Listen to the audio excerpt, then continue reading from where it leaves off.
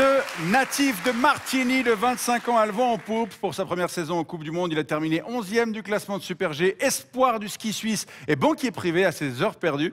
Merci d'accueillir Arnaud Boisset.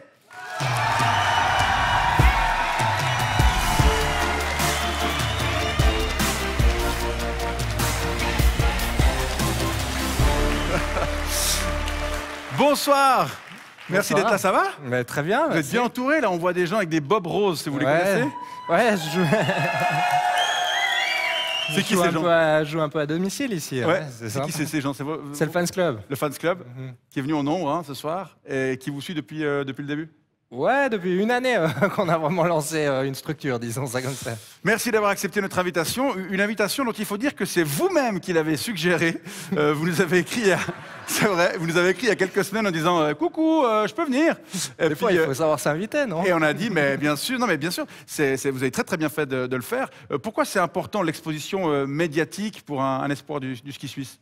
J'ai la chance de pouvoir vivre de mon sport, en fait, grâce à des sponsors. Et puis eux, ils me payent pour que j'ai de la visibilité médiatique. Donc c'est ça le deal, en fait. Par contre, c'est vous qui envoyez des requêtes d'invitation. Vous n'avez pas un staff qui fait vos... Oui, dans notre monde, il y a des managers qui sont là pour nous faire un petit peu tout ça. Mais moi, pour le moment... Démerdez tout seul, quoi. Ouais, voilà. On n'est jamais mieux servi que par soi-même. On est encore officiellement en été. C'est un peu étrange de recevoir un skieur. Vous avez déjà repris les entraînements? Ouais, bon, il y a un petit peu de neige sur les sommets. Hein, depuis, oui, ça a été saupoudré, on a vu. Quelques jours. Oui, j'ai repris l'entraînement sur les skis, c'est pas super bien passé parce que je me suis blessé directement un peu. À l'entraînement? Ouais. Mais quelle patate! Comment vous avez fait? Après 3 jours de ski, j'ai voulu faire du géant, puis moi, le géant, ça va pas trop. D'accord, on va avoir l'occasion d'en reparler tout à l'heure. On va continuer à parler de votre sport et de votre carrière, dont l'essentiel est devant vous. Mais avant cela, on découvre votre portrait. Il est signé Aurélie Cutat. Aujourd'hui, on reçoit une grosse boîte de Zwieback. 1,85 m pour 95 kg de biscottes. Ce printemps, à 25 ans, il s'est payé son premier podium en Coupe du Monde de ski, en Super G. Tout ça en mettant sa tête dans Pamela. Alors voilà, ça c'est Pamela, la girafe de l'année passée. Si vous ne le connaissez pas encore, retenez bien sa bobine. C'est le Didier des fagots de demain. C'est le Didier Cuche d'après-demain, qui lui, en passant, est devenu un quinca épanoui. Le skieur préféré de notre invité? Non. Bode Miller, un Américain qui gagnait tout il y a 20 ans. Loin des States, mais où il y a plein d'Américains, Arnaud Boisset trace ses premiers virages à Verbier et Bruzon. Première finale à 8 ans, à Zermatt. Oh, bonne position! Le ski, c'est toute sa vie. Enfin, presque. Dans sa vie, il y a aussi sa famille, soudée comme jamais depuis le décès récent de son papa. Sa maman, c'est sa première fan. Ça tombe bien cette année, en tout cas. Ça met un petit peu de baume au cœur sur tout le monde, ouais. Et sa sœur, Perrine, elle aussi skieuse, qui a failli passer pro. Aujourd'hui, chef de file du fan club Tout Rose d'Arnaud Boisset. Et il y a l'école aussi, qui est importante. L'été, entre 2 sorties sur glacier, il bosse pour une banque privée genevoise. Il gère des fortunes en attendant de pouvoir gérer la sienne. Ça change pas mal du temps où, pour se payer des lattes, il vendait du fromage à raclette en mode colporteur. Alors, je t'amène ton fromage d'avril. Arnaud Boisset, c'est un vrai skieur suisse. Fort, mais humble et travailleur, qui n'a pas toujours été le premier, mais qui pourrait bien le devenir. Pour ça, il faudrait que son genou se ressoude parce qu'il s'est blessé au mois d'août. Ah, mais c'est pour ça qu'il a eu le temps de venir nous dire coucou. Et pour continuer à skier, il faudrait surtout qu'il continue à neiger. Arnaud Boisset, vous aimez skier, mais vous faites aussi du trail, de la spéléo, du vélo, du cheval, de la pétanque. Est-ce que ce serait pas une façon de vous préparer à la vie en Valais quand il fera 20 degrés en février ?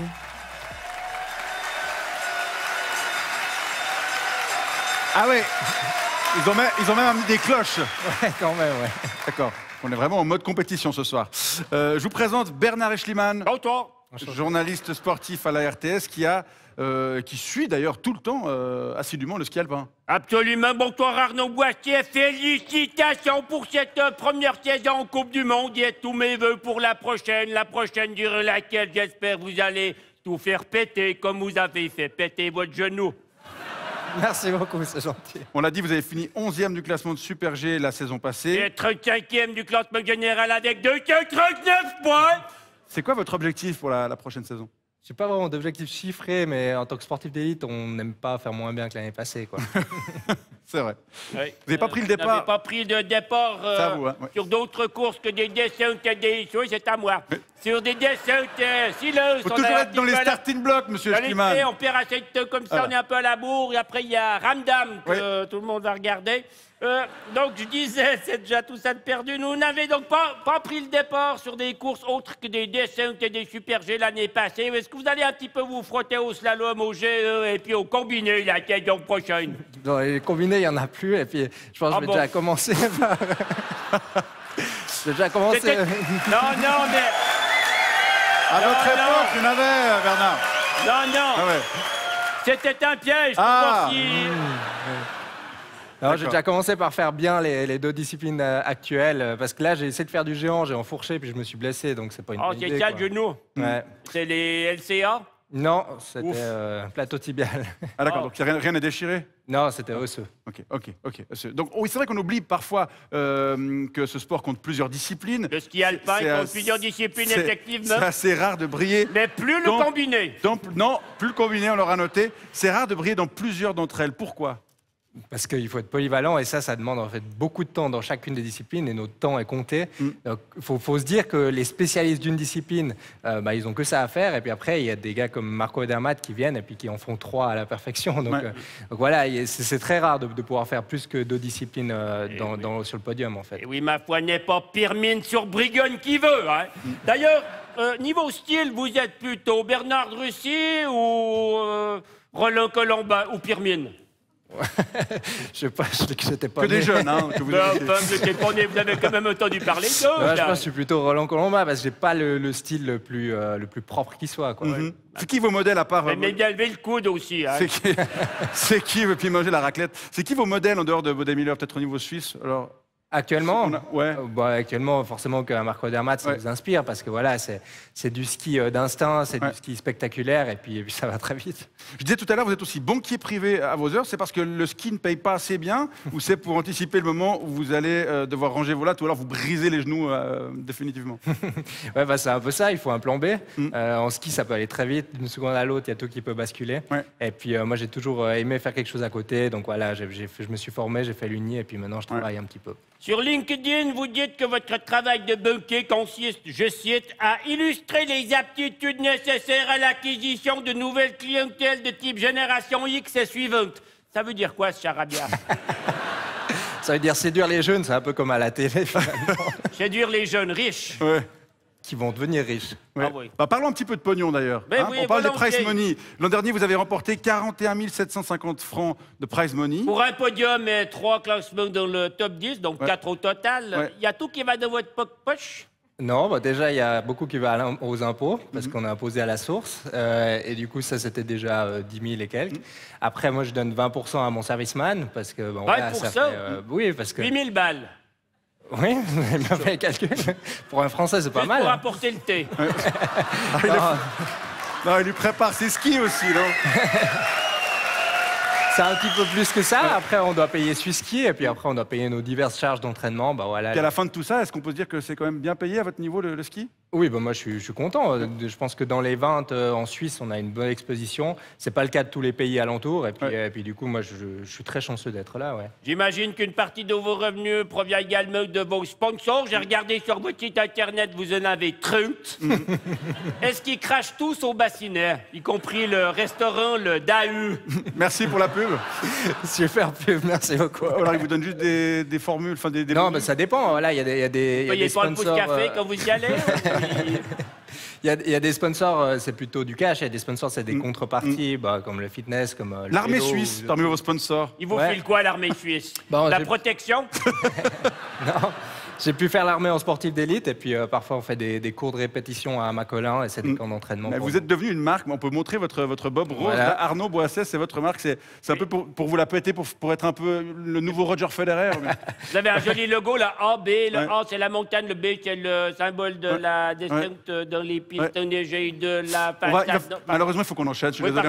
Arnaud Boissès, je vous propose maintenant de répondre à quelques questions de téléspectatrices et téléspectateurs, des questions qui vous ont été laissées sur notre répondeur. Merci.